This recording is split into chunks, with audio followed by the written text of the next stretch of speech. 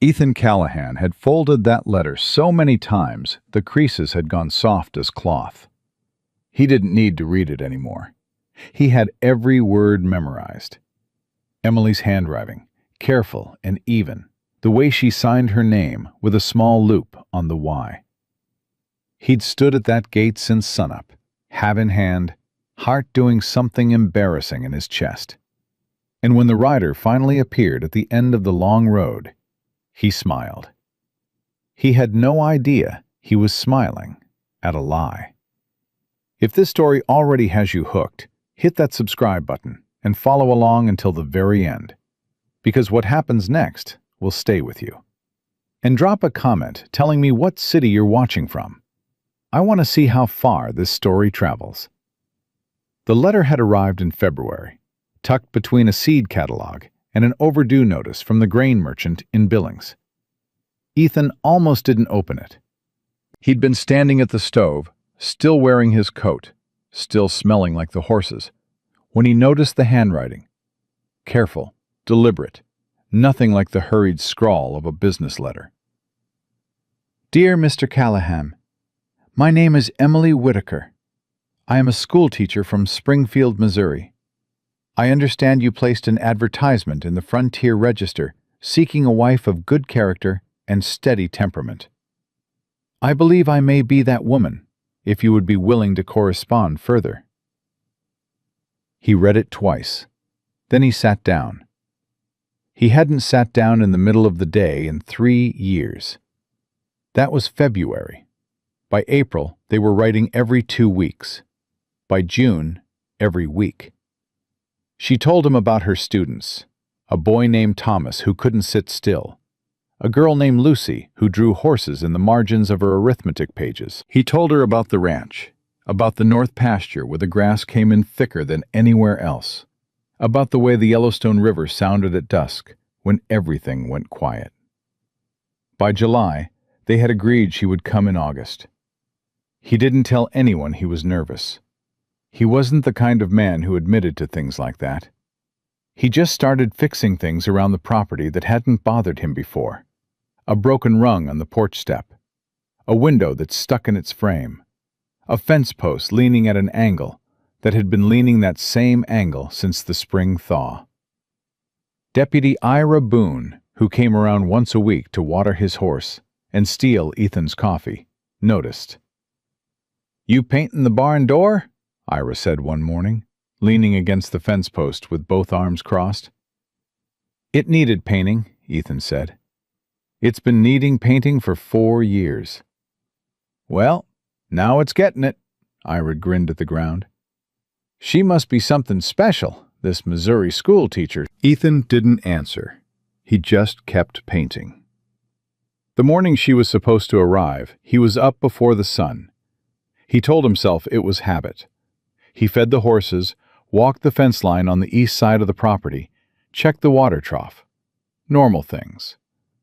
But somewhere between the east fence and the barn, he'd found himself standing still in the middle of the field, looking at the long road that cut through the grass toward the main road into Harlow Creek. She'd be coming from town. The morning stage from Billings stopped in Harlow Creek at 8:30. By 9, he was at the gate. He waited. The summer heat pressed down slow and heavy. His shirt stuck to his shoulders. He pulled his hat low and watched the road shimmer in the distance. A hawk turned lazy circles in the pale sky. The grass moved in a flat, breathless way that told him there wasn't much wind. He kept his hands at his sides. He wasn't fidgeting. He wasn't. The rider appeared around 10. One rider. Alone. Coming at a steady pace. Not fast, not slow. The kind of pace that said the horse had been ridden hard earlier and was being treated careful now. A woman in the saddle. That much was clear from a distance. He straightened up. He realized he was gripping the fence post. He let go.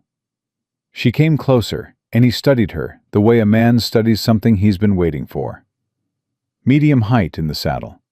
Dark hair pinned up under a wide-brimmed hat. a traveling coat that had seen better miles. She sat straight, though, confident. He liked that. Then she got close enough that he could see the revolver on her hip. He told himself it was nothing. Women traveled alone on the frontier. It wasn't unusual to carry a sidearm. He wasn't going to be the kind of man who judged a woman for being careful. She pulled up at the gate and looked at him, and her eyes were dark and steady and completely unreadable. "Mr. Callahan?" she said. It wasn't a question. Her voice was low and clear, nothing uncertain about it. "That's me," he said. "You'd be Miss Whitaker?" "Emily Whitaker," she said. "Yes." He opened the gate. She rode through, and he caught the horse's bridle gently out of habit and looked up at her. She swung down from the saddle in one clean motion, and when her boots hit the ground, his eyes went to them without thinking. There was dried blood on the left one, a dark, brownish stain along the outside edge. Not fresh, but not old either. A day, maybe two. He looked back up at her face. She was already watching him. Neither of them said anything for a beat. "Long ride?" he said finally. "Long enough," she said. He took the horse's reins and led it toward the trough. She walked beside him, and he noticed she moved like someone who was constantly aware of open space, checking angles, watching distances. Not the way a schoolteacher from Missouri walked, more like the way soldiers walked. Men who'd been in situations where a wrong step cost them something they couldn't get back. He told himself he was imagining things. He was nervous, and nervous men invented problems. "You hungry?" he said. "I've got coffee on, and I made biscuits this morning. They're not much, but—" "I'm fine," she said. "Thank you." "You sure? It's a long haul from Billings." She glanced at him. Something moved behind her eyes, fast, and then it was gone. "I said, I'm fine, Mr. Callahan." "Ethan," he said. She didn't repeat it. They stood by the trough while the horse drank, and the silence stretched between them in a way that didn't feel comfortable, the way the silence between strangers sometimes settles into something natural. This silence was different. It was held. She was holding it. "You look like you've been riding since yesterday," he said carefully. "I stopped for a few hours." "Where'd you come from?" "Stage drops in Harlow Creek, but you came from the East Road." She turned and looked at him directly. Her expression didn't shift, but something in her jaw went tight. "I needed to make a stop before I came here." "What kind of stop?" "The personal kind." He nodded once. "All right." He walked the horse to the hitching post outside the barn and tied her off. When he turned around, the woman who called herself Emily Whitaker was standing in the middle of the yard with her thumbs hooked in her belt, looking out at the north pasture. She was scanning it, not admiring it, scanning it. "You expecting someone?" Ethan said. She turned. "What?" "You're watching that road like you're expecting someone to come down it." Her chin came up slightly. "I'm just looking at your land." "You're watching the road," he said again, quieter, not accusing, just stating.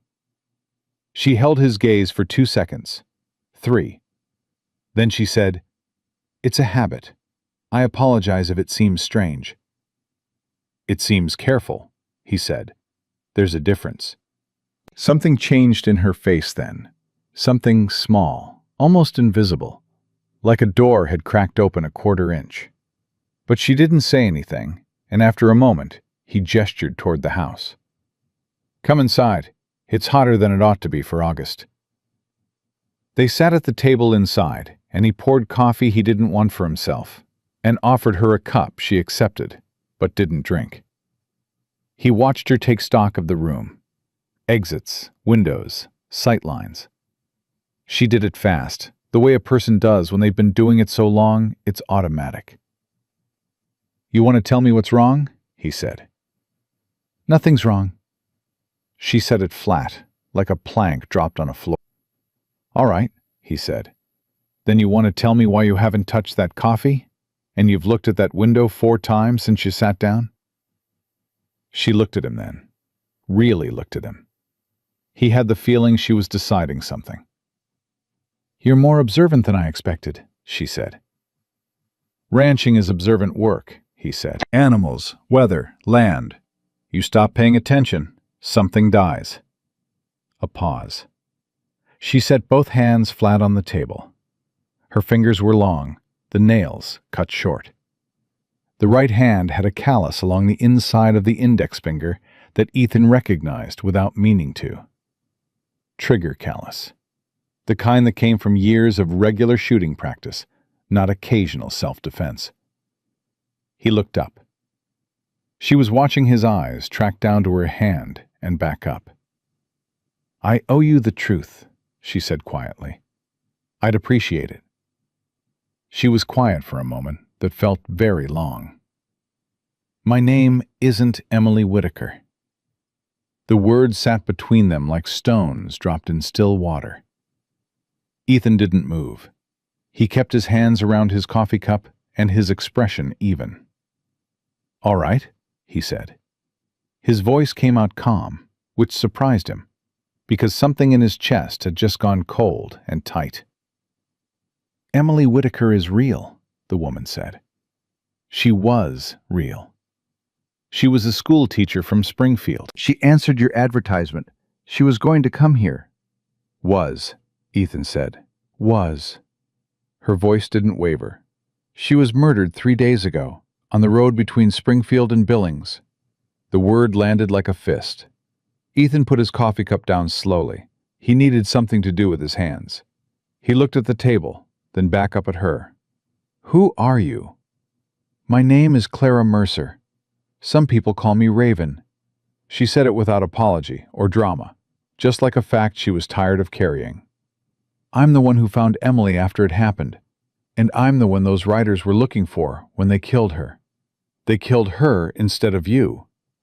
They killed her because she was traveling the same road I was supposed to be on, and they weren't careful enough." Her jaw went tight. "She died because of me. I know that." Ethan stood up from the table.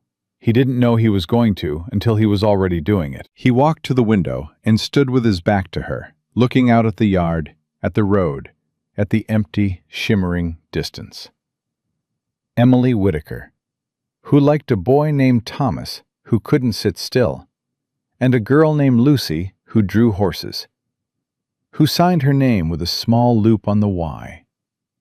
He'd asked himself 100 times over those months what she looked like, what she sounded like, whether she'd laugh at his jokes, or whether she was the quiet kind of person who smiled small. He pressed one hand against the window frame, breathed. Behind him, Clara Mercer didn't speak. She gave him the silence. He was grateful for it in a strange, painful way. "How long ago?" he said finally. His voice was rough at the edges. 3 days. "Where is she?" He stopped. "Where was she laid?" "A churchyard outside of Miles City. The pastor there was a good man. He saw to it." Ethan nodded. He didn't turn around yet. "These riders, they're the ones who came after her, thinking she was you." "Yes, and they're still out there." "Yes." He turned around. Clara Mercer was still sitting at the table with her hands flat on the surface, watching him with those steady, dark eyes. She hadn't moved. She sat like a woman who was used to waiting to see which way a situation was going to break. "Why'd you come here?" he said. "You could have gone anywhere." "Because the men who killed Emily know I was looking for a mail-order situation to disappear into. They'll be looking for a woman who recently arrived at a ranch in this territory. If I kept running, they'd find me in open country. This was the nearest cover." She paused. "I won't pretend it wasn't calculated." "I appreciate that." "I also want to say—" She stopped, looked down at the table for a moment, and when she looked back up, there was something different in her face. Not soft, exactly, but human in a way it hadn't been before. "I'm sorry. For Emily. And I'm sorry for coming here and bringing this to your door. You didn't deserve either one." He studied her for a long moment. "What are they after you for? These riders?" "Evidence," she said. "I have documents, names, ledgers, transfer records. Proof of a cattle operation that's been running stolen livestock across 3 territories, blaming the thefts on native tribes to justify military contracts. 12 ranchers, 2 government officials, a syndicate that's been running for 4 years and has killed at least 6 people I know of to keep it quiet." Ethan leaned back against the wall behind him and crossed his arms. "And you're, what, a lawman? Pinkerton?" "Neither," she met his eyes. "I used to ride with one of the outfits connected to this syndicate, before I understood what it was. When I did understand, I started collecting what I needed to burn it down." "So you're an outlaw who decided to stop being one?" "I prefer to say I'm a witness with a complicated background," she said dryly. He almost laughed. It surprised him. Not the laugh, but the fact that anything in this conversation could have produced the impulse. "How close are they?" he said. "Close enough that you looked out that window twice while I was talking." He had. He hadn't realized she'd noticed. He moved to the window again and looked out at the north pasture. The road shimmered. The hawk was gone. The grass moved in that still, breathless way. And then he saw them. 3 riders, coming from the east, not riding hard, riding careful, spread out in a loose line, the way riders spread out when they were searching rather than traveling. Their heads were moving, scanning the land. "Company," he said. Clara was on her feet and beside him in 2 steps. She looked over his shoulder and went completely still. "That's Dolan," she said quietly. "The one in the middle. He's the one who killed Emily." Ethan looked at the man. Average height in the saddle, dark vest, hat pulled low. He was too far away to read his face, but there was something deliberate in the way he moved. Slow, methodical. A man who was very good at finding people. "How many more might there be?" Ethan said. "Dolan usually runs in a group of 5. I'm looking at 3. She paused. "The other 2 are flanking. They'll be coming around the south fence." "You sure?" "I've been hunted by these men for 2 months," she said. "I'm sure." Ethan's rifle was on the rack above the fireplace. His pistol was in the bedroom. He had a shotgun in the barn. He looked at Clara's revolver on her hip. "You any good with that?" he said. She looked at him sideways. "Ethan," she said. It was the first time she'd used his name. "I'm the best shot in 3 counties. The problem isn't firepower." "Then what's the problem?" "There are 5 of them," she said. "And they don't mind dying for this." The riders were close enough now that Ethan could see the shape of them clearly. The one called Dolan had his rifle across his saddle. Not drawn, but ready. The casual readiness of someone who didn't expect to need to hurry. Ethan walked to the fireplace and took his rifle off the rack. He checked the load, worked the lever once with a quiet, practiced click, and stood beside the door. "You don't have to do this," Clara said. She said it plainly, without sentiment. "This isn't your fight." "You're on my property," he said. "That's not a good enough reason to die." "I didn't say anything about dying," he said, and he opened the door and stepped onto the porch. Dolan's horse stopped about 40 yards out. The 2 flanking riders had pulled up along the fence line. None of them made a move. Dolan looked at Ethan with the patient, incurious expression of a man who considered what he was doing a job rather than anything personal. "Afternoon," Dolan said. "Afternoon," Ethan said. "We're looking for a woman. Dark hair, rides a gray horse. She may have come through here in the last few hours." "Can't say I've seen anyone matching that." Dolan looked at the gray horse tied to the post outside the barn. Ethan didn't move. "That's a gray horse," Dolan said. "It is. Woman ride that horse in here about an hour ago?" "My horse is gray," Ethan said evenly. "That's my horse." Dolan tilted his head slightly. His expression didn't change. "Mind if we come in and take a look around your property?" "I do mind," Ethan said. "You don't have any authority to search my land." "We're not lawmen," Dolan said. "We're just looking for someone." "Then you've got even less reason to search my property." Ethan kept his voice flat and reasonable, the way a man speaks when he's already made up his mind and doesn't need to perform about it. "I'd ask you to move along." Dolan looked at him for a long moment. The two flanking riders were still at the fence. Nobody moved. "You're making a mistake," Dolan said quietly. "I make them sometimes," Ethan said, "still asking you to move along." Something shifted behind Dolan's eyes. He glanced at the house, then back at Ethan. His hand was resting on his thigh, very close to the rifle across his saddle. "She's worth more trouble than a man in your position wants," Dolan said. "Whatever she's told you, whatever she's offered, it isn't worth your life." "I appreciate the advice," Ethan said. The door behind him opened, and Clara stepped out onto the porch with her revolver already drawn, held easy at her side, not pointed yet. "Dolan," she said. The name came out the way someone might say the name of a thing they had been expecting for a long time and were not afraid of.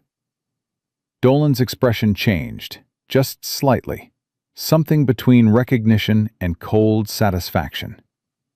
"Raven," he said.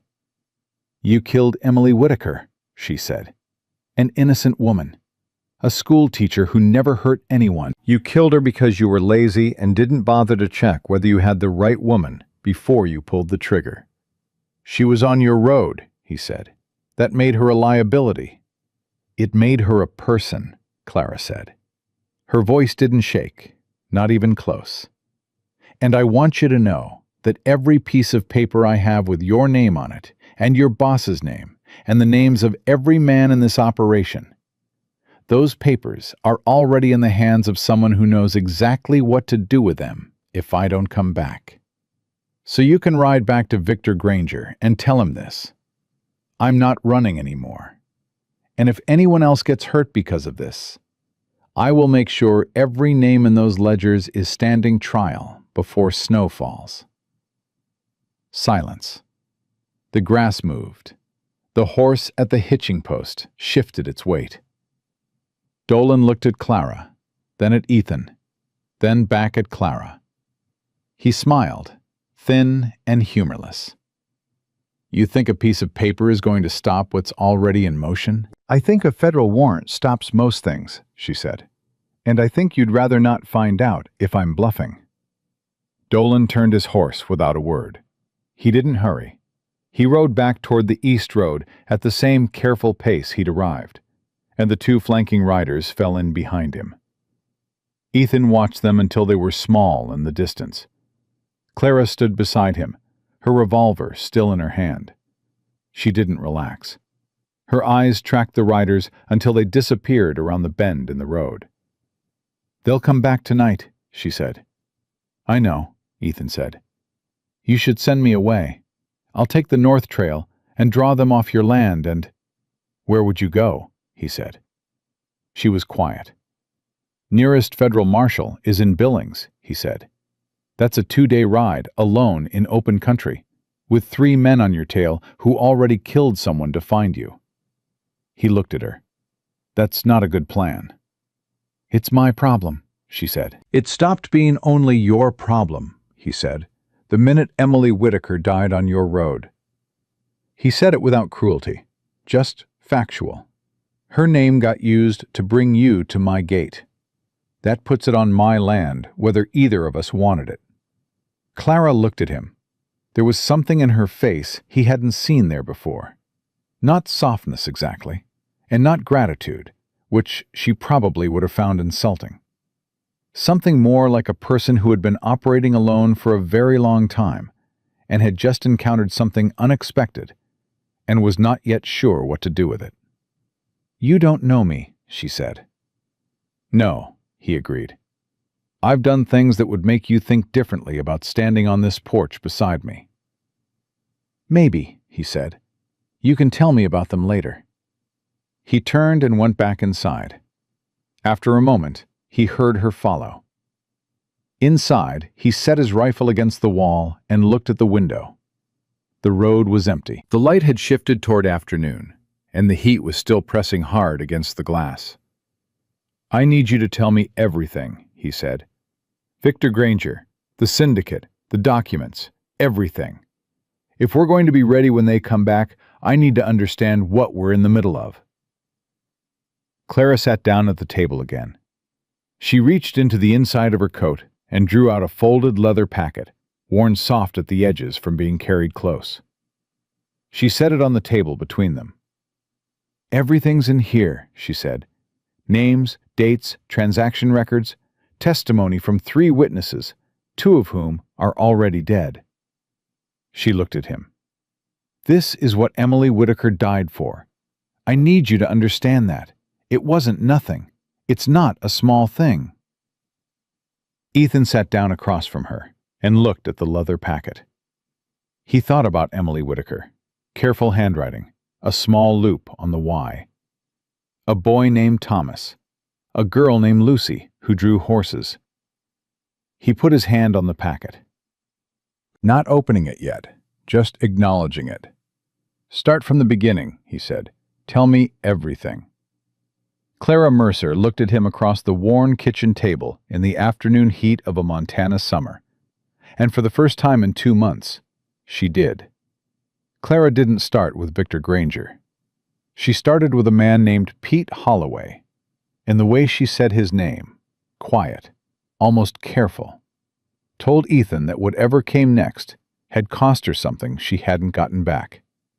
"Pete was the foreman of the outfit I rode with," she said. 3 years ago. We were moving cattle up through the Powder River Basin, and I didn't ask where the cattle came from because nobody asked. That wasn't how things worked. You did your job, you got paid, you moved on." She looked at her hands on the table.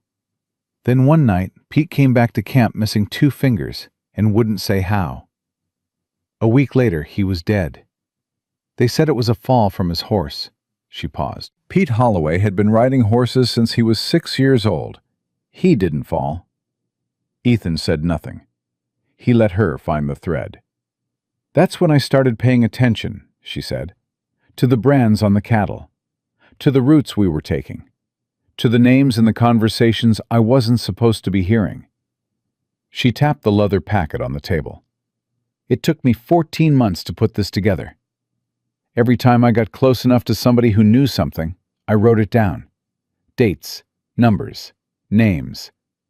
She looked up at him. "Victor Granger's name is in here 31 times. "Granger," Ethan said. "The cattle baron out of Miles City." "You know him?" "I know of him. Man owns about 1/3 of the grazing rights in this county. Donates to the church. Has dinner with the territorial governor twice a year." Ethan looked at the packet. "That Granger." "That Granger," she said. He let that settle. Then, "You said they're blaming the thefts on native tribes." "The Crow, mostly. Granger's men steal cattle from small ranchers, men like you, and move them across the territory. When the ranchers report the losses, there's always a witness who saw Crow riders in the area. False witnesses. Paid." Her jaw tightened. "The military responds. Raids, conflict, people die. And in the middle of all that chaos, the army needs food contracts. Granger supplies the beef." She let that sit for a moment. "He's manufacturing war to feed it." Ethan was quiet for a long beat. His hand was still resting on the leather packet. "How close are you to getting this to a federal marshal?" he said.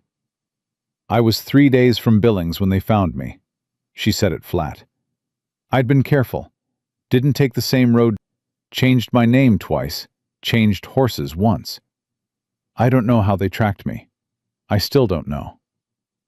Something moved across her face. Not fear, but the particular exhaustion of someone who had been careful for a very long time, and had still been found. When I came across Emily on the road, it was already done. I couldn't. She stopped. She pressed her lips together. She had your last letter in her coat pocket. I read it. Something in Ethan's chest went tight. She wrote you back, Clara said. She never got to send it. I have it.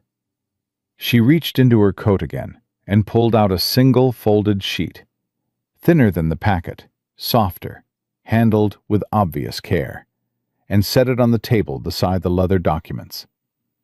Ethan looked at it. He didn't touch it. I thought about leaving it, Clara said, but it felt wrong. Like she deserved to have her words delivered, even... She stopped again. Thank you, Ethan said. His voice came out rougher than he meant. He still didn't touch the letter. He couldn't. Not yet. He folded his hands on the table and looked at the window and breathed for a moment. That was when he heard the horse. Not from the road. From the south fence. He was on his feet before he'd made a decision about it. Clara was up just as fast, her hand already on her revolver. Neither of them spoke. Ethan moved to the side of the window, not in front of it, and looked out at an angle. One rider, coming from the south side of the property, moving slow. And the rider had his hands raised. You know him? Clara said, beside him. No. He's not one of Dolan's men. Dolan's riders don't announce themselves. She studied the figure. Hands are up. He's alone. Ethan went to the door. Stay inside until I call you. Ethan! If it goes wrong, you ride north. Don't stop. He didn't wait for her response. He stepped out onto the porch with his rifle and watched the rider come in.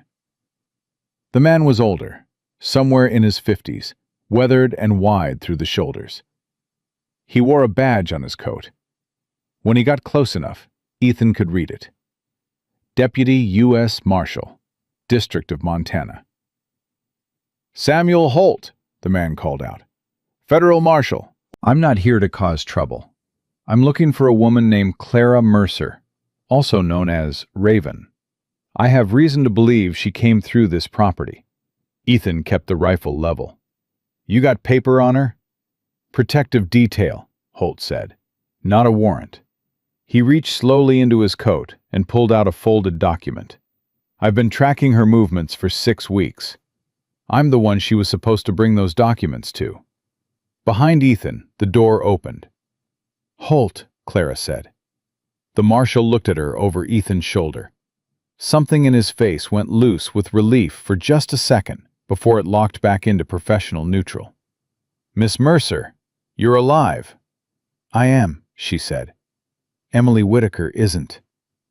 The relief in Holt's face curdled into something harder. I know. I rode through Miles City 2 days ago. The pastor told me what happened. He looked at Ethan. You can lower the rifle, son. I'm not your problem. Ethan lowered it, slowly. You got here fast for someone who didn't know where she was? I've been following the same men who were following her, Holt said. When Dolan's crew turned east toward this property, I knew. He climbed down from his horse. Where are they now? Rode off about 2 hours ago, Ethan said. East Road.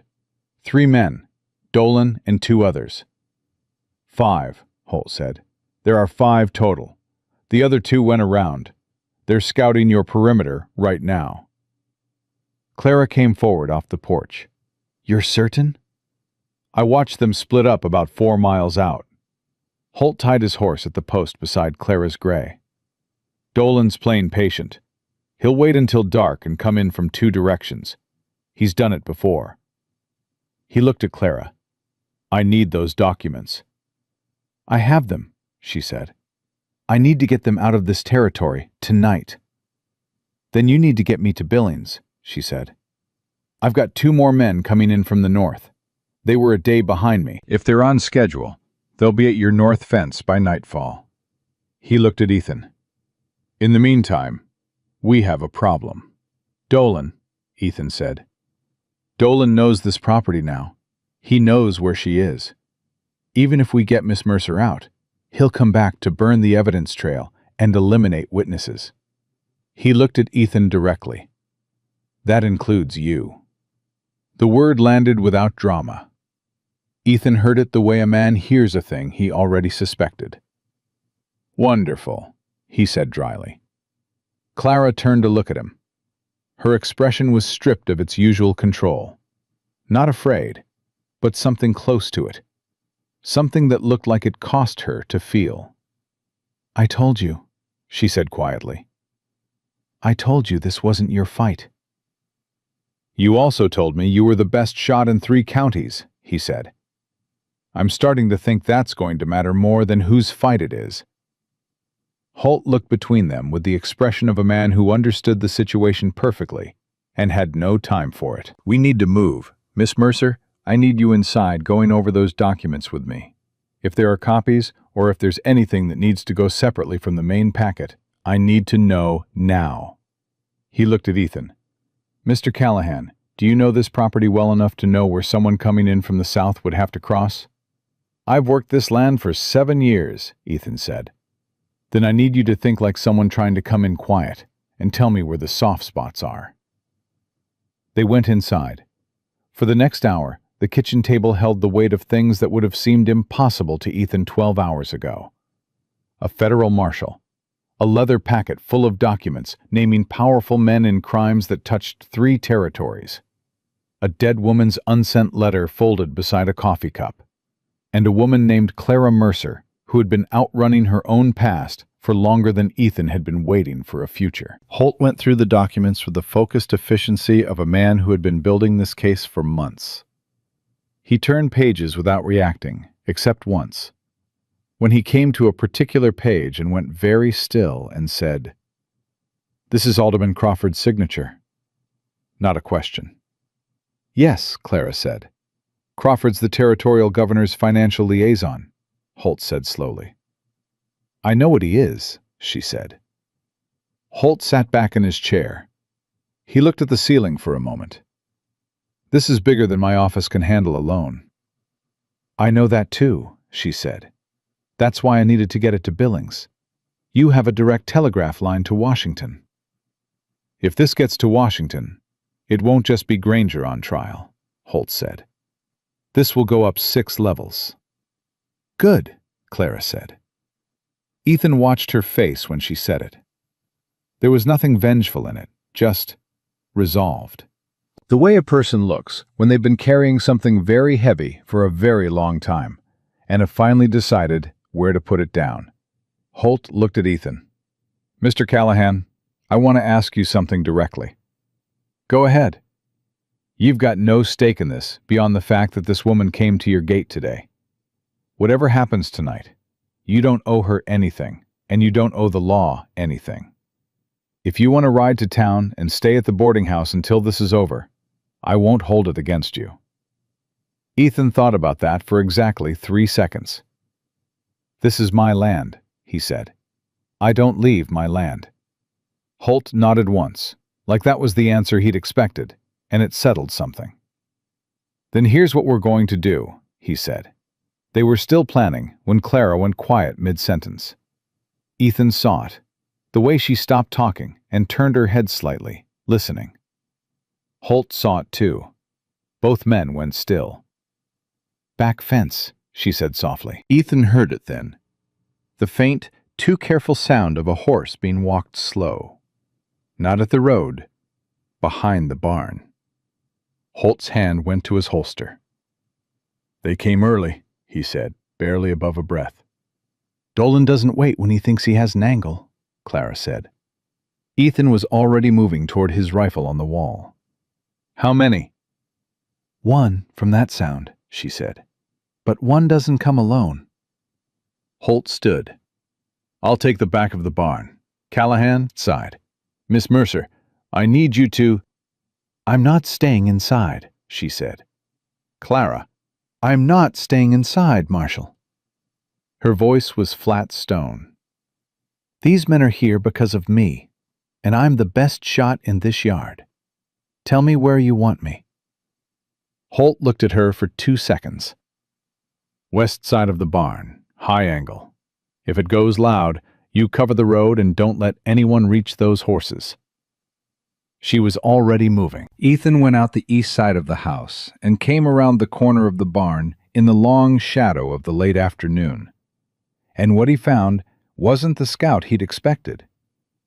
It was a boy, 17, maybe 18, holding a horse by the bridle and looking at Ethan with wide, terrified eyes. "Don't shoot," the boy said, voice cracking, hands immediately going up, letting go of the reins. "Please, please, mister, I came from town. My name is Ben Greer. I work the stables in Harlow Creek. I came to warn you." Ethan kept his rifle up. "Talk fast." "The men, Dolan and his crew, they rode into town 2 hours ago." The boy was breathing hard. "They talked to the sheriff, told him there was a wanted criminal at your ranch. The sheriff said he wasn't going to send anyone out here tonight, but Dolan paid him. I heard it. I heard money change hands. And then I heard Dolan say they were coming back after dark with all 5 of them, and they weren't going to take any prisoners." Ethan stared at him. "I know your ranch because I helped your delivery boy in the spring," the kid said desperately. "I came the back way because I didn't want Dolan's men to see me. I'm not with them. I swear on my mother I'm not with them." Ethan lowered the rifle. Clara appeared around the corner of the barn so silently that the boy flinched and nearly fell backward. She looked at him, and then at Ethan. "He's telling the truth," she said quietly.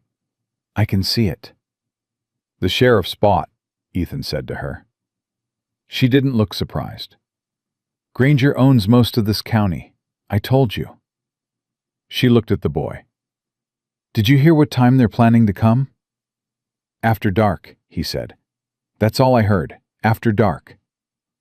Clara nodded. She looked at Ethan. "The sheriff being bought means we can't send for help from town. Whatever happens tonight happens with what we have." "Holt's men from the north," Ethan said. "If they're on schedule." She said it carefully, and he heard what she wasn't saying. That in this kind of work, nothing ran on schedule. Ethan looked at the boy. "You rode out here alone to warn a stranger." "Yes, sir." "That took guts," Ethan said. "You need to get back to town and stay indoors tonight. Don't tell anyone you came here." "Yes, sir." The boy grabbed his horse's reins, then paused. "Mister, are you going to be all right?" Ethan looked at Clara. She was already turning toward the barn, the evening light catching the revolver at her hip. Her face set in that particular stillness he was beginning to understand was her version of calm. "We'll see," he said. The boy rode. Ethan watched him go, and then Holt was there, coming around from the back, reading the situation on their faces. "The sheriff's paid off," Ethan told him. Holt's expression darkened. "Crawford's reach." 5 men after dark," Clara said. 2 directions. No backup from town." She looked at Holt. "How far out are your men?" "They were at the Powder River crossing at noon," he said. "If they rode hard—" "How far?" she said. Holt was quiet for a moment. 2 hours, maybe 3. The light was still in the sky, but the sun was moving. They had less than 2 hours of daylight left. Clara turned and looked at Ethan, and he understood, in the space of that look, the full weight of what he had stepped into when he opened his gate that morning. 5 armed men. A bought sheriff. No cavalry coming unless those 2 marshals made better time than expected. A dead woman's letter on his kitchen table. A leather packet that could bring down 6 levels of powerful men. And a woman named Clara Mercer standing in his yard, looking at him with those unreadable dark eyes. Except right now, for just a second, they weren't entirely unreadable. "You should have let me ride north," she said. "Probably," he said. "Are you afraid?" He thought about it honestly. "Not yet," he said. "Ask me again at sundown." Something flickered in her expression. Quick, barely there. It might have been the closest thing to a smile she had. She turned to Holt. "If we're doing this, I want to talk strategy. Now, not in 2 hours." "Agreed," Holt said. They went back inside. The leather packet sat in the center of the table, and Emily Whitaker's unsent letter lay beside it. And the evening pressed in against the windows, while the 3 of them planned for a night that none of them were certain they'd come out of the other side of. And Ethan Callahan, who had woken up that morning thinking about biscuits and a school teacher from Missouri, sat down and listened, and did not once consider walking away. He thought briefly of Emily, of the small loop on the Y. He thought, someone ought to answer for that. And then he turned back to the map Holt had spread across the table, and he started pointing out every soft spot on his land. The plan was simple, which was the only thing Ethan trusted about it. Holt would take the barn. Ethan would take the east side of the house. Clara would take the roof of the low storage shed beside the water trough. High angle, clear sightline to both the road and the south fence. If Dolan's men came in 2 directions the way Holt expected, they'd be walking into a triangle with no clean exit.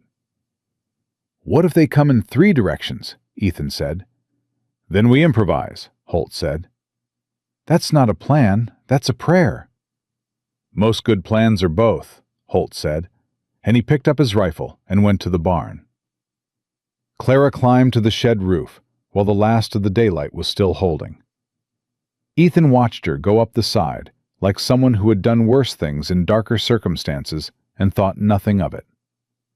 She got to the top, checked her sightlines, reloaded her revolver, and looked down at him. "You need to stop watching me like you're worried," she said. "I'm not worried," he said. "You've got your worried face on." "I don't have a worried face." "Ethan." She looked at him directly. "I have been in worse situations than this and walked away from all of them." Emily Whitaker might argue that point, he said, and then immediately wished he hadn't. Clara went still. "That was unfair," he said. "I'm sorry." She was quiet for a moment. Then, very quietly, "No, you're right." She turned back to her sightlines. "Get to your position." He went. The dark came down fast, the way it did in August, the light lasting longer than you expected and then dropping all at once. Ethan stood on the east side of the house with his rifle and listened to his own property the way he'd listened to it for 7 years. Except tonight, every familiar sound had a question inside it. The horses shifting in the barn, the grass moving, an owl somewhere to the north. An hour passed, maybe more. Then the owl stopped. Ethan's shoulders tightened. Owls didn't stop for nothing. He turned his head toward the north fence, and that was when he heard the shot. Not from the north, from the south. Sharp and flat and immediate. And then Clara's voice from the shed roof. "South fence, 2 men. Ethan, east side now." He spun. A rider was coming hard around the east corner of the barn, low in the saddle, and Ethan had less than a second. He pulled the rifle up, fired once, and the horse veered, and the rider went sideways into the dark and didn't come back up. From the barn, Holt's shotgun went off twice in rapid succession. Then it was loud everywhere all at once. Ethan moved along the wall of the house, keeping low, reloading as he went. He could hear someone running along the north fence, boots on dry ground, heavy and fast, on the corner, and nearly ran directly into a man coming the other way, and they both pulled back at the same instant. And Ethan recognized the face in the dark only because it was the face he'd been looking at all afternoon. Dolan. They stood 6 feet apart. Neither of them had a clean shot. Too close, too much angle. Dolan had a revolver, Ethan had the rifle, and rifles weren't built for this distance against a man who could sidestep. "You should have let her go this morning," Dolan said. He wasn't breathing hard. That was the most unsettling thing. He wasn't breathing hard at all. "This didn't have to be your problem." "You made it my problem when you killed Emily Whitaker," Ethan said. Something in Dolan's expression shifted. "That was unfortunate. Wrong place, wrong road." "She had a name," Ethan said. "She had students. She had a life." "Everybody's got a life," Dolan said. "Right up until they don't." He was watching Ethan's rifle hand, waiting for the angle to shift. Ethan knew it and didn't move. And they stood there in the dark, measuring each other. And then another shot cracked from the shed roof, and someone behind Dolan went down hard. And Dolan flinched, just a fraction, just half a second. And Ethan closed the distance in one step and drove the stock of the rifle into Dolan's jaw. Dolan went down. He didn't stay down. He came back up fast, with blood in his mouth and fury in his eyes, and the revolver coming up. And Ethan grabbed the wrist, and the shot went wide into the night. And they went down together into the dirt, with a kind of ugly, desperate violence that had nothing cinematic about it. Just two men, fighting for the same piece of ground, and only one of them was going to keep it. Ethan was bigger. He hadn't known that mattered, until it did. He got Dolan's wrist pinned and the revolver loose, and then he had his forearm across the man's throat and his knee on his chest, and he pressed until Dolan stopped moving. He didn't kill him. He didn't know afterward exactly why, only that he found himself thinking, in the middle of all of it, about Emily Whitaker's letter, still sitting on his kitchen table. And something in him decided that the man who killed her ought to answer for it in a courtroom, with his name spoken out loud, not go quiet in the dirt of a Montana ranch and take everything he knew with him. Ethan tied Dolan's hands behind his back with his own belt, stood up, and looked at the yard. The gunfire had stopped. That either meant it was over, or it meant something had gone wrong enough that there was no one left to shoot. "Holt!" he called. "Here!" Holt's voice from the barn, rough but steady. "I've got 2 of them. One's down, one's cooperating. You?" "Dolan," Ethan said. "He's alive." A pause. Then, from the shed roof, "I have one on the south fence." Clara's voice, clear, controlled. "He dropped his weapon," Ethan counted. Dolan. 2 from Holt. 1 from Clara. 1 he'd put down on the east side. That was 5. He looked up at the shed roof. "You all right?" "Fine," she said. "Clara." "I said I'm fine." But she was coming down off the roof differently than she'd gone up. Slower. And when she dropped to the ground, she put her right hand against the shed wall and kept it there for a moment. "You're hit," Ethan said. "It's a graze." "How bad a graze?" "The kind you walk away from." She turned to face him, and in the dark he could see the darker stain along her left arm, high up near the shoulder, and she was holding the arm close to her body in a way that wasn't quite natural. "I've had worse," she said. "That's a remarkably low bar," he said. "Ethan," her voice dropped. "We got them all. It's done. Check on Holt." He looked at her for a moment longer than was strictly practical. Then he went. Holt had a cut above one eye, and a shoulder that he was rotating with the expression of a man cataloging damage and finding it acceptable. The 2 men he'd taken were alive, one with a broken wrist, one sitting with his back against the barn wall, looking like he understood exactly how badly things had gone for him. "Your men from the north," Ethan said. "They didn't come." "No," Holt said. He looked at the sky. "Which means either they hit trouble on the road or—" He stopped. "Or what?" Holt looked at him steadily. "Or Granger knew I was moving in and sent someone to intercept them."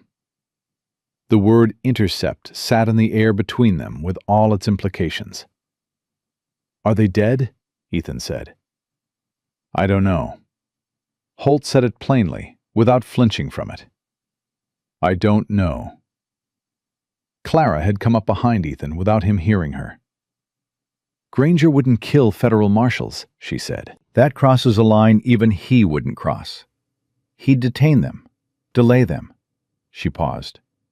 "Which means he knows the raid failed, and he knows we have Dolan." "How fast will he know?" Ethan said. "The man who got away on the east side," Clara said. "You put him down, but did he get back up?"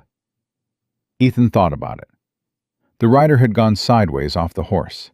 He hadn't checked. He'd had Dolan coming at him from the other direction. "I don't know," he said.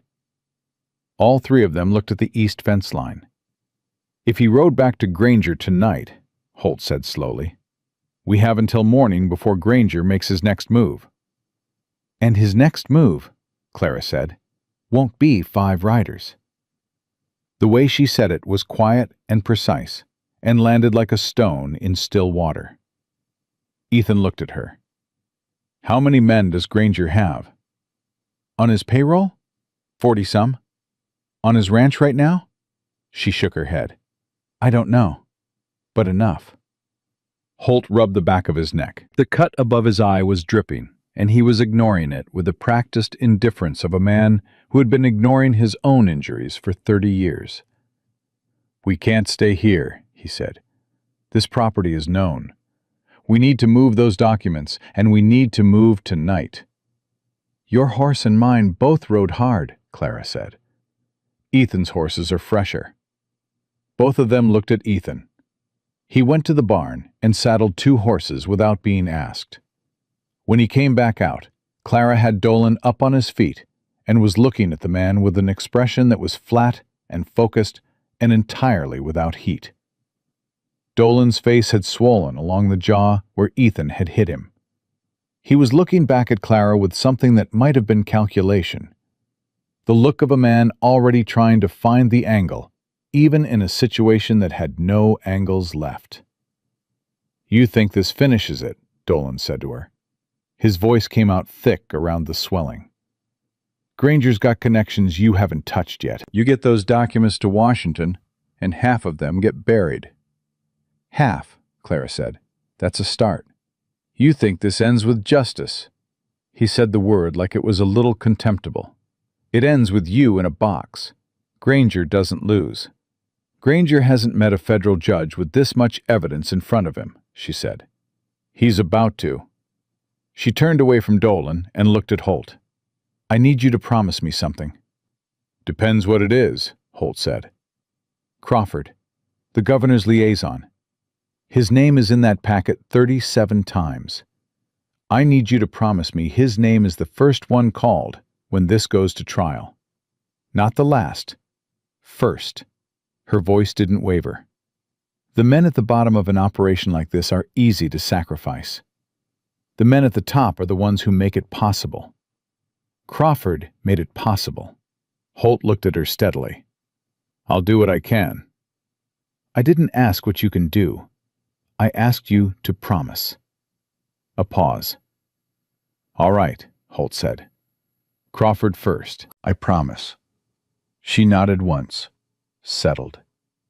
Ethan brought the horses out and then stopped because something at the back of his mind had been trying to surface for the last few minutes, and it finally did. The boy. Ben Greer from the stables in Harlow Creek. "The kid who warned us," he said out loud. "If a rider went back to Granger tonight, and Granger starts asking around about who tipped us off." Clara's head came up. "He's a stable boy in a town with a bought sheriff," Ethan said. If Granger's men start asking questions. He's 17 years old, Clara said, and she'd be moving toward her horse. Clara, I'll be 20 minutes, she said. You're bleeding, he said. I know. She swung up into the saddle and looked down at him, and for a second he saw something in her face that was completely unguarded. Just a person. Just a woman. Tired and hurt and determined in the particular way that had nothing to do with toughness, and everything to do with not being able to live with herself if she didn't. He rode out alone in the dark to warn strangers, she said. Nobody's touching that kid. She rode before Ethan could say anything else. He stood there watching her go, and Holt came up beside him and said nothing for a moment. Then, she been like that the whole time? Since she got here, Ethan said. Holt was quiet for another beat. She told me once she did this for Emily. But I don't think that's the whole of it. No, Ethan said. I don't think so either. Holt looked at him sideways. You just met this woman this morning. I know. And you're standing here like a man who'd follow her into whatever comes next. Ethan considered denying it. He looked at the road she'd disappeared down and thought about the leather packet on his kitchen table and Emily Whitaker's letter, and the way Clara had said, someone ought to answer for this, without using any words at all. She came through my gate, Ethan said. That's enough reason. Holt made a sound that might have been a laugh and might have been something else, and went back to securing their prisoners. 23 minutes later, Clara came back with Ben Greer on a horse behind her. The kid looked pale and wide-eyed, and entirely unsure of how his life had led him to this particular point. Clara had a fresh bandage on her arm that she'd clearly done herself, fast and functional, nothing neat about it. His mother is in Harlow Creek, she said as she rode in. We can't leave him there tonight. Granger's men will go door to door when they realize what happened. Ethan looked at the kid. You do what you're told and you stay close, you hear me? Yes, sir, Ben said. Good. Ethan looked at Clara. You ready? She pulled the leather packet from inside her coat. She'd been carrying it against her body this whole time, he realized, through the fight, through the ride, every single moment, and looked at it for just a second. Then she tucked it back. I've been ready for 14 months, she said. They rode north into the dark, 5 of them, a federal marshal, a woman the law didn't have clean paper on, a rancher who'd woken up that morning thinking about biscuits, a 17-year-old stable boy who'd done the bravest thing of his young life, and 2 prisoners tied to their horses and wise enough, finally, to stay quiet. Behind them, Ethan's ranch sat empty for the first time in 7 years. The porch light was still burning the way he'd left it, and inside, on the kitchen table, Emily Whitaker's unsent letter lay beside an empty coffee cup, waiting. He didn't look back. He told himself it was because he was watching the road. He knew it was because if he looked back, he might lose his nerve, and he couldn't afford that right now. Not tonight. Not with the dark pressing in from every side, and Granger somewhere out there in it, already recalculating, already reaching for his next move. Whatever that move was, Ethan Callahan intended to be on the right side of it when it came. He rode. They rode for 2 hours before Holt called a stop. Not because the horses needed it, though they did, but because the marshal had been watching their back trail for the last 40 minutes, and something had changed in the way he sat his saddle. Tighter. More deliberate.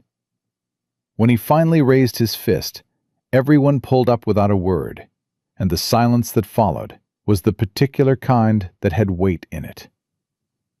We're being followed, Holt said. Nobody asked if he was sure. The way he said it didn't leave room for that. How many? Clara said.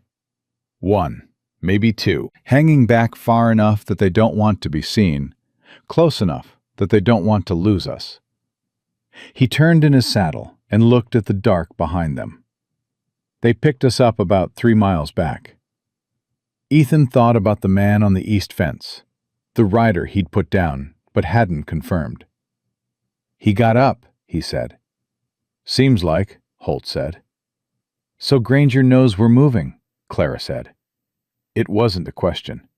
She was already thinking past it, and Ethan watched her work through it the same way he'd watched her work through everything today.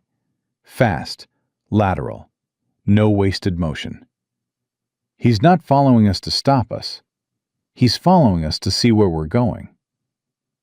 The relay station, Holt said grimly. If he finds out we're heading to the Powder River Relay, he'll have men there before sunrise.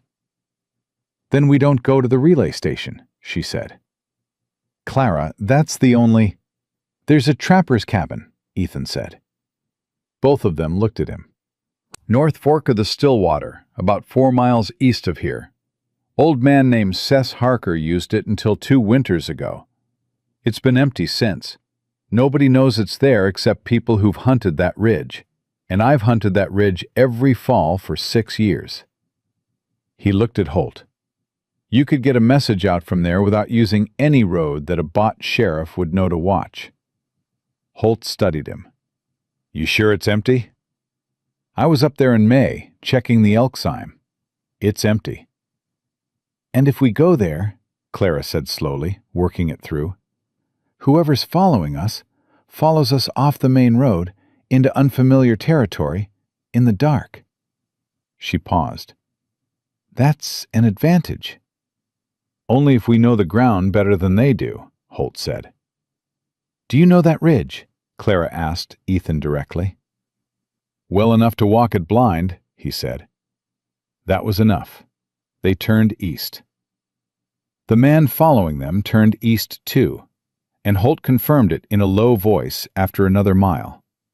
Still one rider, still hanging back, patient enough to be a professional, but not patient enough to be invisible to a federal marshal who'd spent 30 years reading back trails.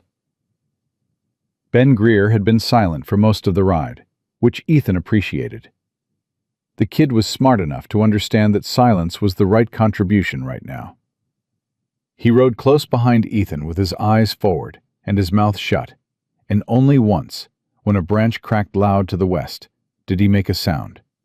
A sharp, involuntary intake of breath that he cut off almost immediately. Ethan glanced back at him. "You're doing fine," he said quietly. "I don't feel fine," Ben whispered. "That's how you know you're paying attention," Ethan said. They reached the fork in the trail that Ethan knew and the main group didn't, and he took them left along a shallow creek bed that muffled the horses' steps and cut their visible trail. 3 minutes later, Holt dropped back alongside him. "They stopped at the fork," Holt murmured. "Lost us." "For now," Clara said from his other side. "For now," Holt agreed. The cabin was where Ethan remembered it, low, solid, smelling of old wood and cold ash. It had 2 windows and 1 door, both of which Holt checked before he let anyone light the small lantern Ethan found on the shelf above the fireplace. Their prisoners went against the far wall, wrists secured to a ceiling beam with rope from the saddlebag. Dolan hadn't said anything since Clara had turned away from him back at the ranch. He sat with his eyes open in the dark, and the swollen jaw and the patience of a man who was still calculating odds. Holt spread the documents on the rough table and bent over them with a lantern.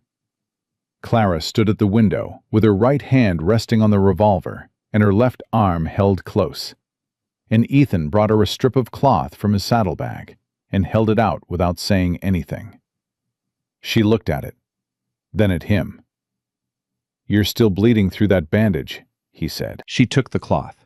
She tried to wrap it one-handed and couldn't quite manage the angle, and after about 5 seconds of watching her not ask for help, Ethan simply took it from her hands and did it himself. She went still and let him. "Tighter," she said. He made it tighter. She didn't flinch. "How long have you been alone in this?" he said quietly, not making it a conversation Holt needed to be part of. "In this specifically?" 6 months. Her eyes stayed on the window. Generally, most of my... That's a long time to not trust anyone. I trusted Pete Holloway, she said. He ended up dead. Ethan tied off the bandage. He kept his voice low and even. Trusting someone and losing them isn't the same thing as trusting being wrong. Clara was quiet for a moment. Outside, something moved in the trees. Probably an animal, probably nothing. And her hand went to her revolver, and then came back off it when the sound settled into ordinary night sounds. You're very calm for a man who's been shot at twice today, she said. I've been shot at before. The war? Yes. She glanced at him sideways, just briefly. Where? Chickamauga. Then again outside Atlanta. He paused. I wasn't calm then. What changed? He thought about it honestly. I decided the things worth protecting were worth the fear. Once you decide that, the fear gets quieter. He looked at her. You already know that. You've known it for 14 months. Something in her face shifted. That barely there movement, that quarter-inch door. She looked back at the window. Holt, she said, louder. Tell me you have a way to get a message out before morning. Holt looked up from the documents. I have a signal arrangement with my men. 3 fires on the high ridge, spaced wide. If they're in range, they'll see it and ride in. He paused. If they're in range. What do you need? Someone on that ridge for about 20 minutes with enough dry wood. I'll go, Ethan said. No, Clara and Holt said it at the same time. Ethan looked at both of them. You're the only one who knows this ground, Clara said. If something goes wrong up there and you don't come back, we're blind. Holt goes. My shoulder, Holt said. Can you carry wood with it? Yes. Then you go. She turned from the window. I'll watch the trail. Ben watches our guests. She looked at the kid against the wall. Ben straightened up like someone had called his name in school. Yes, ma'am. Holt took what he needed and slipped out. The cabin was quiet after that. Dolan's partner, the one who'd been cooperating since the barn, had his eyes closed, either sleeping or pretending to. Dolan himself had not looked away from Clara since they'd arrived. It was beginning to feel less like vigilance and more like something else, something colder. And after 10 minutes of it, Clara turned from the window and looked directly back at him. Whatever you're thinking, she said, it won't work. Thinking about the documents, Dolan said. No, you're not. A pause. You know Granger will find this cabin. Not tonight. Before morning, Dolan said. He has more men on this ridge than you think. The rider who followed you, he wasn't alone. He had someone with him riding quiet. I heard them split up before you stopped. Clara's expression didn't change, but her eyes flicked to the window. You're lying, she said. Am I? Dolan tilted his head. His voice was conversational, almost gentle, and that was the worst thing about it. The gentleness. I've been working for Victor Granger for 9 years. You know what I know about him? He doesn't send one man to watch something important. He sends one man you can see and one man you can't. He paused. You spotted the one you could see. Ethan was at the door before he'd made a decision about it. He opened it a crack and listened to the dark and heard breathing that wasn't wind. He pulled back and looked at Clara. One look. She was already moving. Ben, she said, very quietly, get flat. The kid dropped without asking why. Clara went to the left side of the door. Ethan took the right. The 2 prisoners were against the wall, and Dolan's expression had changed. Not satisfied exactly, but settled, like a man who had just confirmed a calculation. How many? Clara breathed. One's close, Ethan said against her ear. maybe 10 feet off the north wall. The other? He shook his head. Didn't know. She held up 3 fingers. He understood.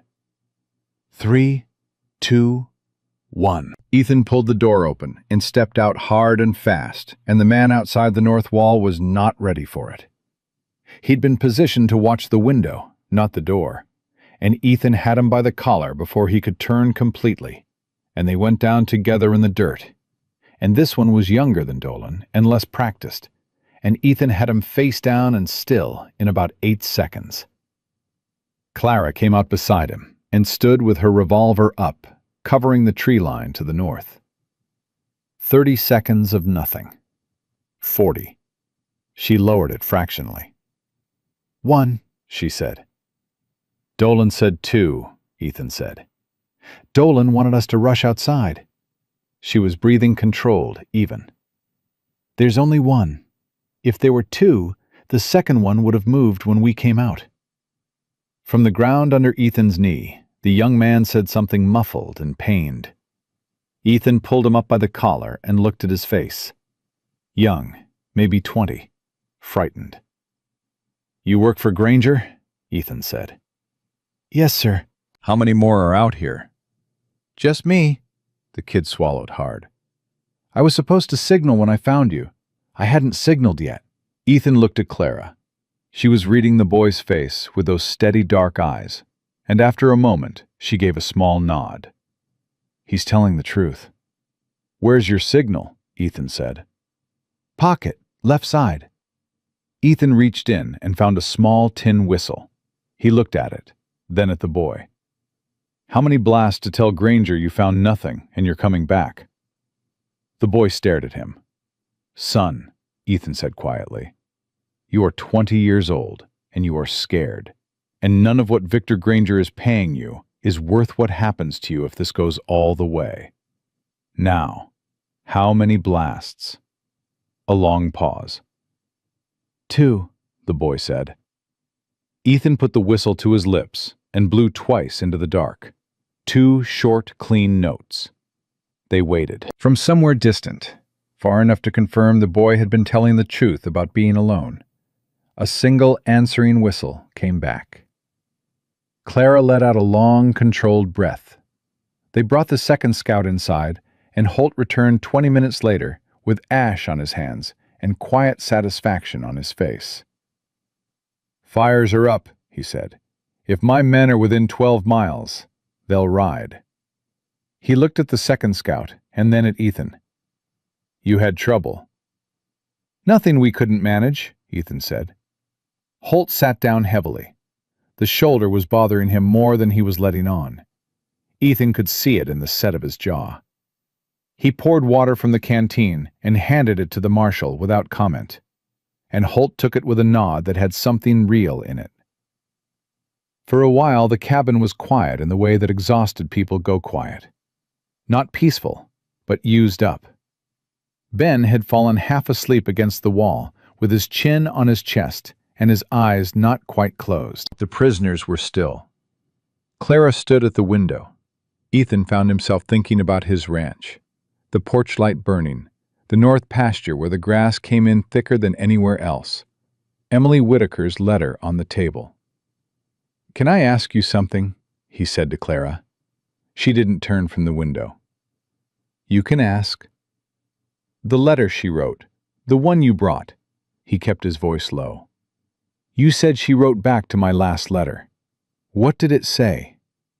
A silence. I shouldn't have read it, Clara said. I read it because I needed to know who she was, who had been on that road, who I had... She stopped. I don't know if I should tell you. Tell me. Clara turned from the window and looked at him.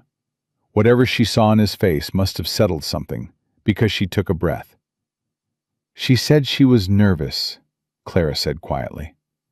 She said she'd read your letters so many times she felt like she knew you, but she was afraid that was presumptuous. She said she hoped you weren't the kind of man who needed a woman to be quiet and small, because she'd never been able to manage either. A pause. She said she thought Montana sounded like the kind of place where a person could stop being afraid of being too much. Ethan looked at the floor. She sounded like someone worth knowing, Clara said. Her voice was careful, exact. Not soft exactly, but honest in a way that cost her something. She did, Ethan said. I'm sorry, Clara said. I know I keep saying that. I know it doesn't fix anything. It doesn't have to fix anything, he said. It just has to be true. She looked at him for a moment. It's true, she said. Before either of them could say anything else, Holt sat up straight. Riders, he said. Everyone came alert. Ben's head snapped up. Clara spun to the window. 4 riders coming from the north, moving at a purposeful trot. And then Holt made a sound, short, involuntary, almost a laugh, and said, That's Morrison's gray horse in front. That's my men. The relief in the cabin was physical, like air let back into a room. 2 federal marshals came through the door 2 minutes later, trail dirty and tired, and entirely professional. Deputy Morrison was 30, lean, with the eyes of someone who'd seen worse things than tonight, and organized his feelings about them later. The man behind him was older, quiet, and went straight to the prisoners without being asked, and checked every knot Ethan had tied with the approving expression of someone finding good work. You got the documents? Morrison said to Holt. Right here, Holt patted his coat. All of it? Nothing missing? Everything Clara Mercer spent 14 months putting together, Holt said. It's all there. Morrison looked at Clara. His expression was complicated. The look of a lawman encountering someone who'd done the right thing in the wrong ways, and wasn't sure how to file that. Ma'am, he said. Marshal, she said. You've had quite a day. Yesterday was worse, she said. He almost smiled at that. Didn't quite. We ride at first light, Morrison said to Holt. Billings by tomorrow night. I've already wired ahead. There will be a judge waiting. Crawford, Clara said immediately. Morrison looked at her. Holt promised me Crawford's name goes first, she said.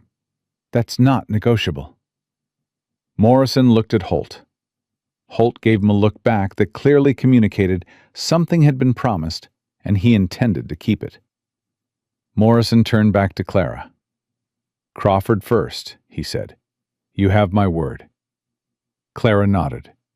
Something in her shoulders came down. Not all the way, not yet. But something. Ethan watched it happen and understood that this moment, this specific moment, Crawford's name promised in front of witnesses, was what 14 months of running had been aimed at. Not the documents, not the trial. This. The guarantee that the men at the top wouldn't slip out the back while the men at the bottom took everything. Holt looked at Ethan. Mr. Callahan, you and the boys should get some rest. We'll hold watch until dawn. Ethan looked at Clara. She was looking back at him with an expression he couldn't fully read. It had too many things in it at once. Exhaustion. Something careful. Something that was working itself out slowly, not ready to be spoken yet. You should sleep, he told her. I don't sleep well, she said. Neither do I, he said. But we both should try. He settled against the wall beside Ben, who was already properly asleep, and closed his eyes. He didn't expect to sleep. He thought about Emily Whitaker, about the letter on his kitchen table, about a woman who had never been afraid of being too much, and had deserved so much more than a road outside Miles City. He thought about Clara, standing at every window of every room they'd been in today, cataloging exits and sightlines, and never once stopping long enough to simply stand. He thought, she's been running so long, she doesn't know how to stop. He didn't know when he fell asleep. He only knew that when he woke up, the dark outside had shifted toward something lighter, and Clara was still at the window, and she was holding Emily Whitaker's letter. She hadn't opened it. She was just holding it, the way a person holds something that belongs to someone else, carefully, with the full awareness of what it was.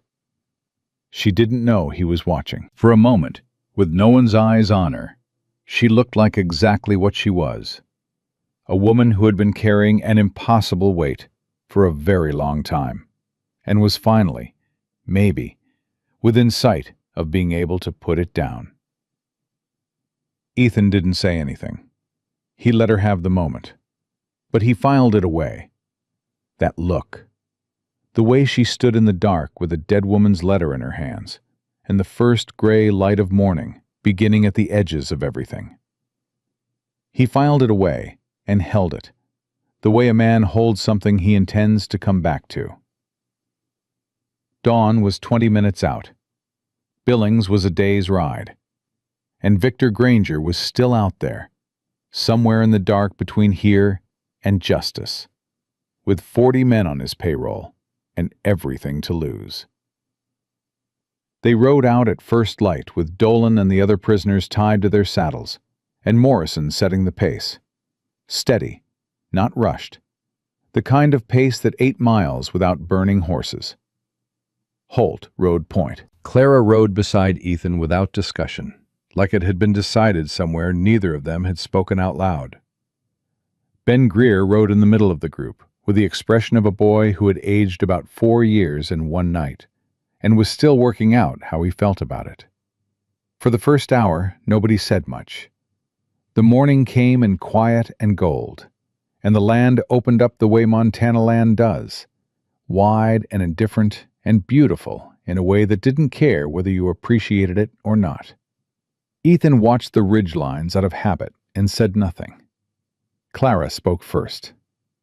"When this is over," she said, not looking at him, eyes forward, "there will be a hearing. Holt will need my testimony. It could take months." "I know how federal hearings work," Ethan said. "I'm saying I won't be going anywhere for a while." She paused. "I don't have anywhere to go. My name is in those documents as a material witness. I'll be in Billings until the trial concludes." "All right," he said. I'm not... She stopped, started again. "I'm not telling you that because I expect anything. I'm telling you because you deserve to know what you're connected to now. By association. Your name will come up." "Clara," he said. "What?" "I know." He looked at her. "I decided that yesterday when I stepped onto that porch with a rifle. I knew what I was connecting myself to." She was quiet for a moment. "Most men would call that a mistake." "Most men weren't waiting at that gate," he said. She didn't answer, but something in her jaw shifted. Not quite a smile, but the muscle memory of one, like her face had forgotten how and was trying to remember. They rode another mile before Morrison raised his fist and everyone stopped. He was looking at the road ahead. About a quarter-mile out, where the trail bent around a low rise, 3 riders sat motionless, not moving toward them, just sitting, waiting. "Granger's men?" Ethan said. "Could be anyone," Morrison said, and his tone made clear he didn't believe that. Holt rode up beside him. They studied the riders in silence. Then Holt said, very quietly, "Middle one, that horse.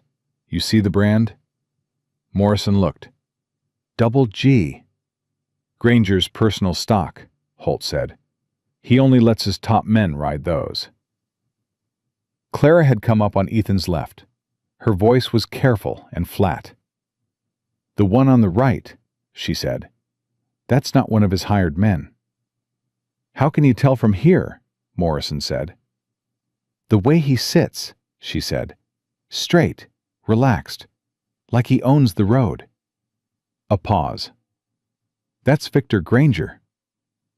The name dropped into the group like a stone. Ethan looked at her. Her face had gone very still. Not afraid, but something older than afraid. The look of someone coming face to face with the thing they'd been moving toward for 14 months and finding it smaller than expected and more dangerous for being small. He came himself, Holt said. He sounded almost surprised. He's desperate, Clara said. Desperate men make decisions. She looked at Holt. He knows if we reach Billings, it's finished. He's making one last play. 3 men, Morrison said. We have 6, including the prisoners. He didn't come with 3 men, Clara said. He came with 3 men you can see. Morrison looked at the ridge to the left, then to the right. His hand moved toward his rifle. How many? Ethan said to Clara. If I were him? She scanned both ridges with practiced eyes. 6 on the left ridge, 4 on the right, 3 on the road. She paused. 13 total. He's not here to negotiate. Holt looked at Morrison. Morrison looked back. Something passed between them.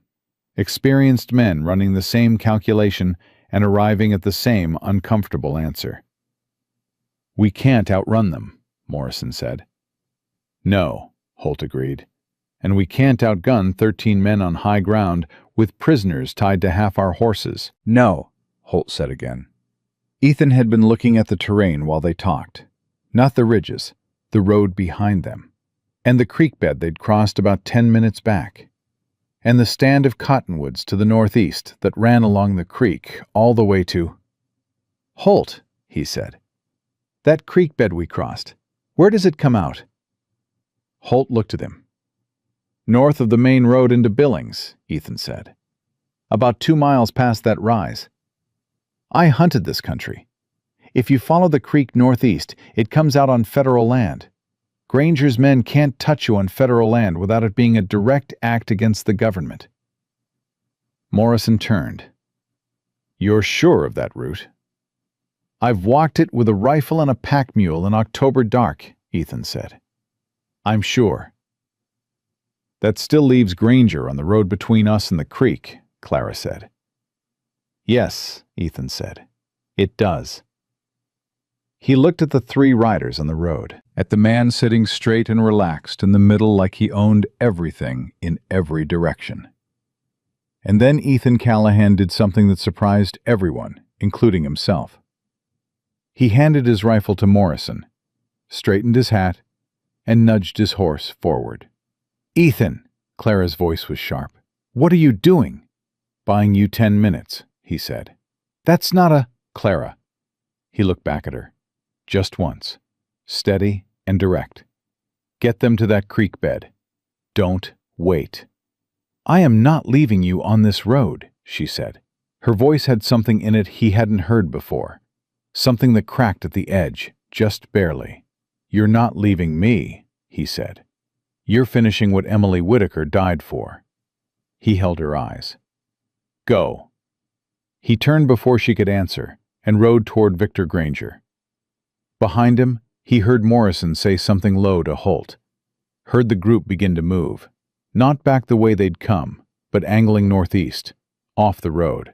Quiet and fast. He didn't look back. He kept his eyes on Granger and rode at an even walk, hands visible, nothing aggressive in his posture. Granger watched him come. Up close, the man was older than Ethan expected. Mid-60s, silver-haired, the deep-lined face of someone who had spent his whole life outdoors, believing the outdoors belonged to him. He was well-dressed for a man sitting a horse at dawn on a dirt road. That detail bothered Ethan more than it should have. Mr. Callahan, Granger said. He said it pleasantly, like they were neighbors. You know my name, Ethan said. I know everything about you. You've been ranching the Stillwater Valley for 7 years. 160 acres, good grass, clean water. You served in the war. You've never been in legal trouble. Granger tilted his head. You're not the kind of man who should be in this situation. Yet here I am, Ethan said. Here you are. Granger looked past him at the empty road. His jaw tightened slightly. Where are they? Gone, Ethan said. Gone where? Does it matter? Ethan kept his voice flat and reasonable, the same voice he'd used with Dolan on his porch the previous afternoon. They're past where you can reach them. By the time your men on those ridges figure out which direction they went, they'll be on federal land." Granger stared at him. The pleasantness had gone out of his face. What was underneath it was colder and more honest. "You rode out here alone to tell me that." "I rode out here," Ethan said, "because I wanted to look at the man who killed Emily Whitaker." Silence. The two riders flanking Granger shifted slightly. Granger himself didn't move. Something in his expression recalibrated. Not guilt. He didn't think the man was capable of it. But something close to recognition. The recognition of a man who has always known there would be a reckoning, and has simply been postponing it. "I didn't give that order," Granger said. "Your men did it," Ethan said. "For your reasons. With your money." He looked at the man steadily. She was a schoolteacher from Springfield, Missouri. She was 31 years old. She had students who drew horses in the margins of their arithmetic pages. He paused. "She didn't know your name. She was on a road, and your men were on the same road, and she died for it. And you haven't thought about her once since it happened." Granger's jaw was tight. "This is a sentimental conversation for a man who met that woman after she was already dead." "I never met her," Ethan said. "That's the point." Something shifted in Granger's eyes. The calculation was still running behind them. Ethan could see it. The man was always calculating. But something else had appeared alongside it. Something uncomfortable. "You should ride away from this, Callahan.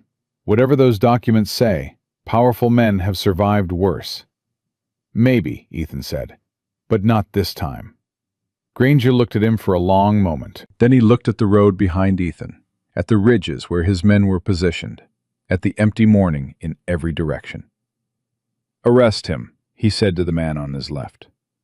The rider reached for Ethan's arm, and from the cottonwoods 30 feet to the east, a voice said, "Federal Marshal, don't move." Morrison stepped out of the trees with his rifle up. And then Holt appeared from the north side of the road. And then, and this was the part that Ethan hadn't expected, hadn't planned, hadn't asked for. Clara came from the south, revolver in hand, moving fast, her arm still bandaged, her face set in that absolute stillness. She hadn't gone to the creek bed. She had doubled back. "Clara," Ethan said. "I told you," she said, not looking at him, eyes on Granger. "I told you I wasn't leaving you on this road."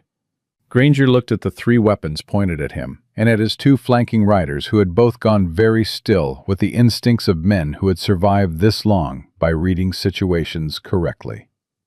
"Victor Granger," Holt said, coming forward with his badge out.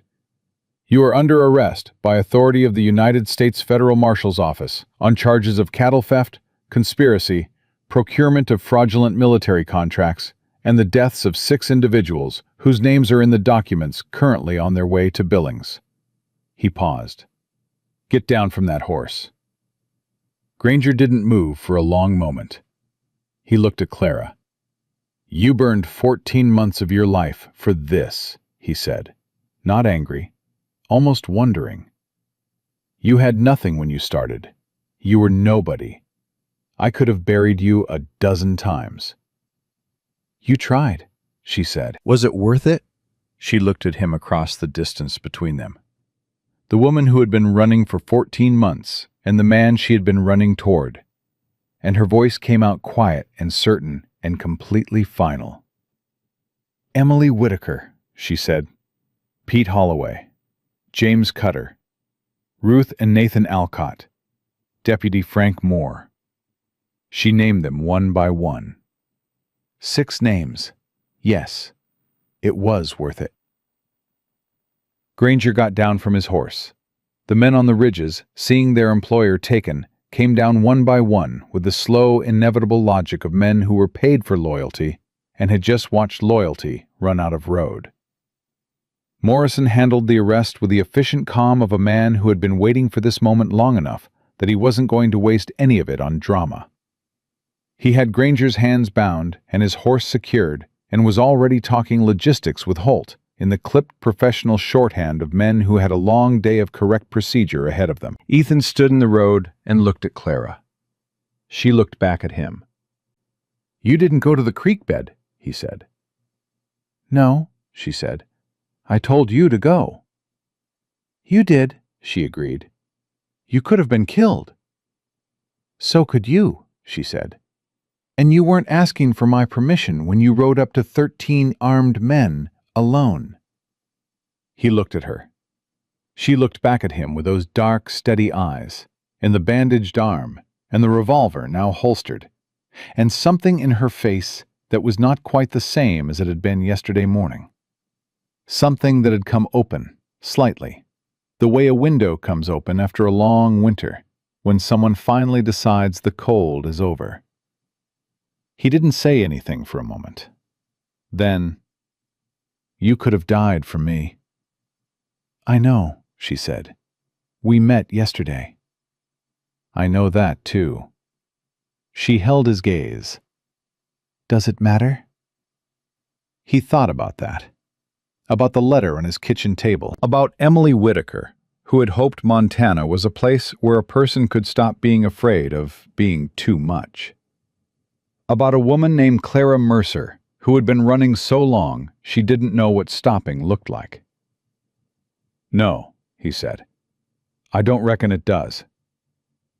Something in her face moved, real and unguarded and quick, gone almost before it arrived.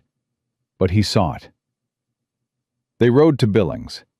It took the rest of the day, and by the time they arrived, the sun was coming down long and gold over the Yellowstone, and Morrison was already sending telegrams, and Holt was in a building with a judge, and Clara was sitting in a straight-backed chair in a federal office with documents spread across the table in front of her, going through every page with a precision that told Ethan she had been through them so many times she could recite them in her sleep. Ben Greer fell asleep on a bench in the hallway with his hat over his face and slept for 4 hours. Ethan sat beside him and watched the door, and drank terrible coffee, and thought about his north pasture and the porch light he'd left burning, and Emily Whitaker's letter still on the kitchen table. When Clara came out of the office, it was past 9 at night. She looked tired in a way that was different from the tiredness of yesterday. Yesterday's tired had been the tired of a person still running. This was the tired of someone who had finally stopped. She sat down beside him on the bench. Neither of them spoke for a moment. "Crawford," he said. "Being detained as of 2 hours ago," she said. "Holt kept his promise." "And Granger?" "Federal holding. He'll be arraigned in the morning." She leaned her head back against the wall, closed her eyes briefly. "It's done," she said. The words came out small and almost wondering, like she was testing whether they were real. "It's actually done." "It's done," he said. She was quiet for a long moment. Then, "I don't know what to do now." "What do you mean?" "I mean, I have been doing this one thing for 14 months, she said. "Every decision I've made, every road I've taken or avoided, every name I've written down or conversation I've had, all of it pointed at this." She opened her eyes and looked at the ceiling. "And now it's done, and I'm sitting in a hallway in Billings, and I don't know what I'm supposed to do next." Ethan turned and looked at her profile. "You could rest," he said. "I'm not sure I know how." "You could learn." A pause. "Ethan," she said. "What?" She turned her head and looked at him directly. "I have a complicated background. I've done things that would make most men in this territory want nothing to do with me. I have enemies who are going to be very angry when those trials begin, and my name is going to be in every newspaper from here to Washington." She looked at him steadily. "I'm not an easy thing to be connected to." "You said that already," he said. "Yesterday, on my porch. I'm saying it again. I heard you both times." He looked back at her. "Are you asking me something, Clara? Or are you warning me off?" A long pause. "I don't know," she said quietly. "I haven't had to decide that in a long time, which one I'm doing." "Well," he said, "when you figure it out, let me know." She almost laughed. He heard it, small and real and surprised out of her. Not the kind of sound a person performs, the kind that happens to them. Holt found them there 20 minutes later and told Clara she'd need to stay in Billings for the initial depositions. At least 2 weeks, probably 3. He told Ethan he was free to go home whenever he chose, that his cooperation would be noted officially, and he should have no trouble from any quarter going forward. "Thank you," Ethan said. Holt looked at him with the expression of a man who had seen a great many things over 30 years, and had learned to recognize the ones worth noting. "Mr. Callahan," he said, "you held your ground yesterday when you had every reason not to. Emily Whittaker would have been fortunate to know a man like you." Ethan nodded. He didn't trust his voice for a moment. Holt went back inside, and the hallway was quiet again. Just the two of them, and sleeping Ben, and the sound of a town going about its evening business outside. "Go home," Clara said. He looked at her. "Go home," she said again, and her voice was softer than he'd heard it. "Your ranch needs you. Your horses need you. Go home and—" She paused. "Fix whatever else needs fixing. The things you've been putting off." "There's a fence post on the south side," he said. "Fix that," she said, "and you'll be here, in Billings." "For a few weeks," she said. "Yes." "Billings is a day's ride," he said. She looked at him. He looked back. "It is," she said carefully. "A man could make that ride," he said. "Once a week, if he had reason." Something settled in her face. Something that had been held very tight for a very long time and was slowly, carefully, deciding it was safe to come undone. "He could," she said. He stood up and picked up his hat from the bench beside him. He held it in his hands for a moment and looked at her. At this woman who had come through his gate 24 hours ago, carrying a dead woman's name and a leather packet, and 14 months of hard, lonely, necessary work. And he thought she looked like someone standing at the beginning of something she didn't have a name for yet. He thought he might be standing there too. "I'll be back in a week," he said. She nodded once. Not small. Real. He woke Ben Greer by tapping his boot, and the kid surfaced with a snort and looked around wildly until he remembered where he was. "We ridin' back?" Ben said. "In the morning," Ethan said. "Get a proper bed tonight." He walked out into the Billings evening and stood on the street and breathed the air that smelled like horses and cook fires and the Yellowstone somewhere to the south. And he thought about going home, about the porch light burning, about Emily Whittaker's letter on the kitchen table. He would read it when he got back. He'd been putting it off because he hadn't been ready. He thought he was ready now, not because it would hurt less, but because he understood better what it was for. Not an ending. A record, proof that Emily Whittaker had been real, had been hopeful, had been moving toward something. The least he could do was witness it. He'd plant something under that cottonwood tree, something that came back every year. He rode home the next morning with Ben Greer beside him, and the land was wide and gold and indifferent in the beautiful way it always was. And Ethan Callahan, who had stood at a gate with his hat in his hand and his heart doing something embarrassing in his chest, rode through it and felt, underneath the grief and the exhaustion and everything the last 2 days had been, something he hadn't felt in a long time. Like the land ahead of him was open. Like the things worth protecting were still there, waiting. Like a week was not, when you thought about it honestly. a very long time at all. He rode.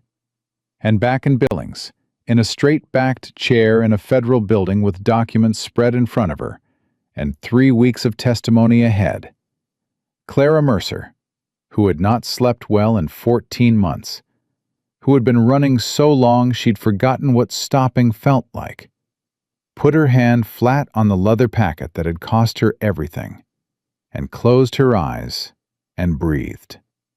Just breathed. For the first time in a long time, that was enough.